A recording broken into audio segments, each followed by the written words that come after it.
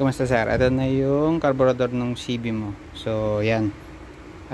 Katulad ng video ko kanina, ito hindi ka pa nalilinis. Yan, talagang nagtatartar yung yan, oh. Kaya stock up siya. Yan. Yung apat na yan, ganun. Yung diaphragm, good naman. Medyo may lutong lang ng konti. Baka hindi na to original. Napalitan na to dati. Pero wala namang butas. Good yan. Ngayon, itong nabaklas ko na yung mga jettings nya. Dito. Yan. Madumi. Lalo yung mga pilot jet nya. Barado. Yan ang kailangan nating malinis. Bukod dyan, yan dito. Dumi na dyan. Yan. Tsaka ang isang concern natin dito, katulad nyo nasabi ko kanina, ito naka-epoxy na. Ngayon, dahil ang epoxy hindi naman talaga tumatagal sa gasolina, naluluto ng gasolina, kaya ito umaalog na ulit.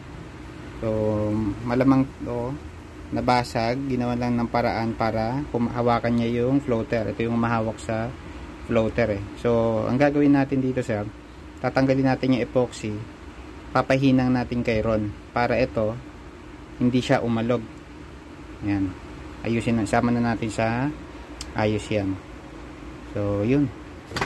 Kailangan lang ng matinding linis nito, 1 hanggang 2 linis kasi pagka sinilip mo yung butas ng pilot jet tsaka main jet, talagang naglilibag ng tartar yung natuyong gasolina, barado. Kaya siguro hindi rin to umaandar, sabi nyo nun. So, yan. Linisin natin maigi. So far, good pa naman mga gasket.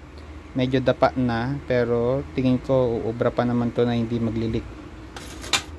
O yan, nilinisin lang natin to. Okay. Ito na sir yung carburetor mo. So sobrang daming dumi, sobrang daming bara. Actually naka 5 akong carb cleaner. Yan. Sobrang daming bara nung carburetor niya, yung mga butas. So, kailangan kasi natin ma-secure lahat ng mga butas niyan, dapat walang bara. So, yan yung ginawa natin dito.